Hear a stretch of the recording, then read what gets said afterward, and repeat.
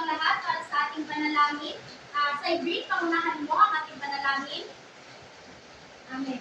Bago tayo umupo ang lahat, maaari niyo bang ipulot ng mga basura sa sahig at pakiayos na rin ang iyong mga upuan. Maraming salamat. Magandang araw sa inyong lahat. Magandang araw din po. Kumusta kayo?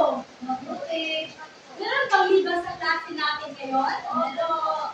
Liza, maaari mo bang itala ang libas sa klase natin ngayon at ibigay sa akin pagkatapos ng ating klase? Bilang paghahanda sa ating masayang pagkapupo ngayong araw, tayo ay magkakaroon ng kasunduan na dapat susundin ng lahat ng mag-aaral. Ang ating kasunduan ay pinamagatang ting. Maaari ba basahin ang sabay-sabay? Tumulong sa kapwa. Nagkakalong makilaho. Sundin at pagtunin. Magpakita ng pagkakam. Ano ang inyong gagawin kapag mayroong nagsasalita dito sa harap? Lisa! Magpakita ng paggalang. Tama, dapat na magpakita ng paggalang. Ano naman ang inyong gagawin kapag meron kayong inaatasang gawain, Charmalo? Epektibong makilaho. Tama, dapat na epektibong makilaho. Alamin at sundin ang tuntunin at tumulong sa kapwa. Naiintindihan niyo ba ang ating kasunduan? Oo. Ngunit bago tayo magsimula sa ating panibagong talakayan, nais ko muna tayo ay babalik-aral. Ano nga ba ang ating taksang tinalakay noong huling tagpo? Rona? Ang taksang tinalakay noong huling tagpo ay tungkol sa tama! Ang ating tinalakay noong huling tagpo ay tungkol sa aspekto ng pandiwa. Ano naman ang tatlong kategorya ng aspekto ng pandiwa, Michelle? Ang tatlong aspekto ng pandiwa ay aspektong perfectibo, imperfectibo, at aspektong contemplatibo. Tama! Mahusay at naalala niyo pa ang mga ito. Itinatutuwa ko at natatandaan niyo pa ang ating paksa noon. Ngayon, meron tayong gagawin. Hahatiin ko kayo sa dalawang pangkat. Tapos, mayroon akong inihandang jumbled letters. Ang inyong gagawin ay ayusin o buuin ang salita batay sa aking ipapakita. Sa inyong pagsagot, dapat na paunahan sa pagtaas ng kamay. At ang aktibong lalahok ay bibigyan ng gantimpala pagkatapos ng klase. Ito ang unang pangkat at ito ang kalawang pangkat.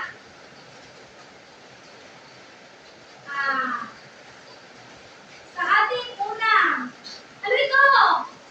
Mabilis po. Magaling! Ito ay mabilis. Sa pangalawa, ano ito? Lisa! Kahapon po. Kahapon, tama! Meron lang tig-isang puntos ang bawat grupo. Ano naman ang tatlo? Simbahan po. Simbahan! Tama! Meron ng dalawang puntos ang ikalawang grupo. Ano naman ito? Jewel! Bukas po. Bukas! Ito! Yes! Madalas po. Madalas! At ang panghuli ay ang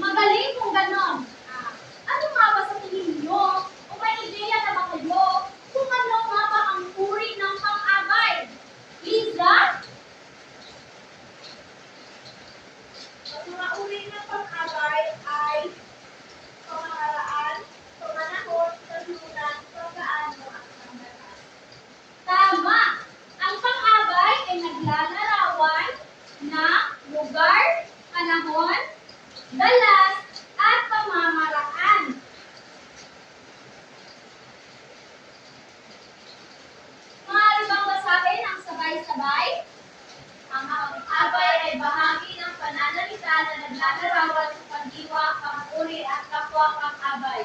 So, ibig sabihin, ang pang-abay ay ito yung naglalarawan sa kilos o katanian sa pagbuo ng pangungusap. Meron akong halimbawang ipapakita sa inyo. Basahin ang sabay-sabay ang unang halimbawa. Masayang nagluluto ng pagkain si nanay. Ikalawang halimbawa, ang mga tao ay tahimik na nagdadasal sa bahay dalanginan. Ikatlong halimbawa, mabilis na naglinis sa kanyang kwarto si Bella. Ngayon, ating susuriin ang tatlong halimbawa na aking ibinigay. Saan nga ba ang pang-abay sa unang halimbawa? Charmalo! Sa tingin ko po, ang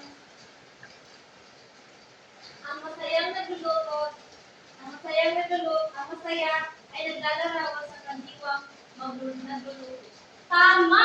So, ang masaya ay naglalarawan sa kandiwang nagluluto. Ano naman ang ikalawang halimbawa? Michelle! Ano ang inilalarawan sa nagdadasal? Palagay ko po ang naglalarawan ng nagdadasal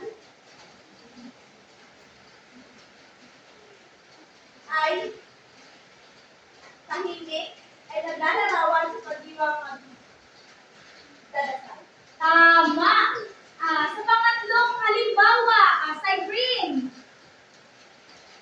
Sa tingin ko po, ang pang-abay na mabilis ay naglalarawan sa pandiwang naglinis. Tama!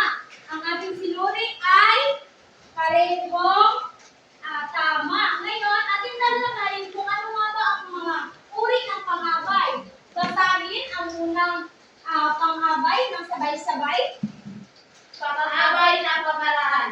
Ito ay naglalarawan kung paano ang pagsasagawa ng kilos.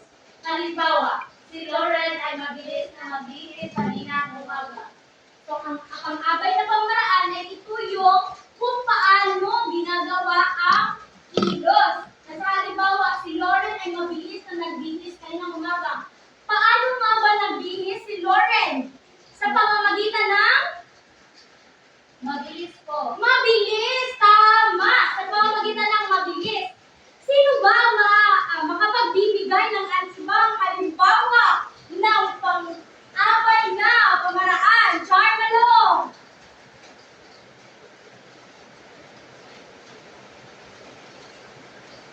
Si Lisa ay mabilis naglalakad kanina sa market. Tama! Ang ibinigay ng halimbawa ng Charmalo ay tama. Ngayon, dalako naman tayo sa pang-abay na panahon. Marjorie, basahin mo ang ikalawang uri ng pang-abay. Pang-abay na panahon. Ito ay nagsasabi ng panahon kung kailan ang magsasagawa ng kilos. Halimbawa, umawit kanina ang husay na panahon. Tama!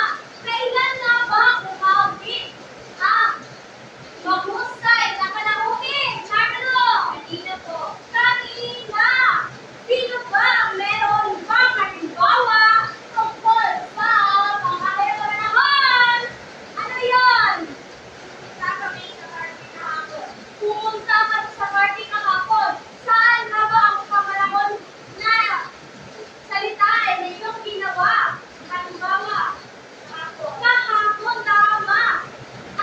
Pang-abay na panahon ay ang kung kailan ginaganap ang kilos. Ngayon, dito naman tayo sa pang-abay na panlunan. Ito ay nagsasaad ng lugar kung saan ang magsasagawa ng kilos. Halimbawa, kumain kami kahapon sa Jollibee. Saan nga ba ang panlunan sa halimbawa na aking ibinigay?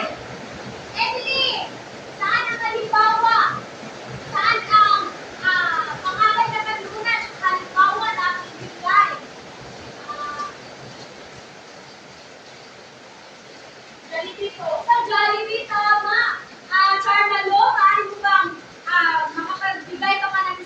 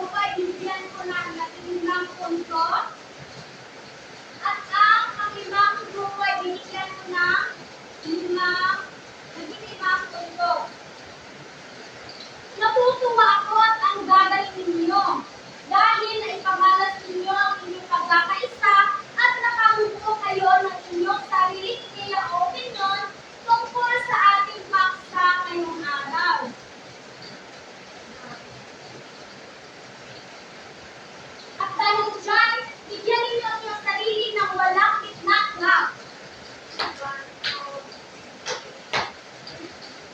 Tama. Ngayon, ano nga ba ang mga uri ng pang-abay? Sino ang makapag-iisa-isa nito? Ano yun? Yes, I think. Ang mga uri ng pang-abay ay pang-abay ng pamamaraan, pamanahon, panulat, pagkaano at pandalas. Ano ang natutunan ninyo tungkol sa mga uri ng pang-abay? Emily! Ang natutunan, maraming tungkol sa pang-abay ay kung paano ito ang pagkakaan. Tama! Magaling palakpakan natin si Ellie. Bakit mahalagang matutunan ang mga uri ng pang-abay? Ano yun? Marjorie! Mahalaga pa naman ang pag-abay para mas-maintindihan natin ang tutulungan at kung paano gamitin ang mga salita. Tama! Sa pamamagitan ng panguri ng pang-abay, napapalawak natin ang ating kaalaman tungkol sa wika. Palakpakan ninyo ang mga sarili at ang nakakahusay inyo. Ngayon, magkaroon tayo ng pagtataya. Kumuha kayo ng isang kaapat na papel at sagutan ang aking pagsusulit. At dahil nagtapos na ating pagsusulit, masaya ako dahil nakakuha kayo ng matataas na marka. At dahil dyan, kumuha kayo ng waterno at meron akong takdang aralin para sa inyo. Basahin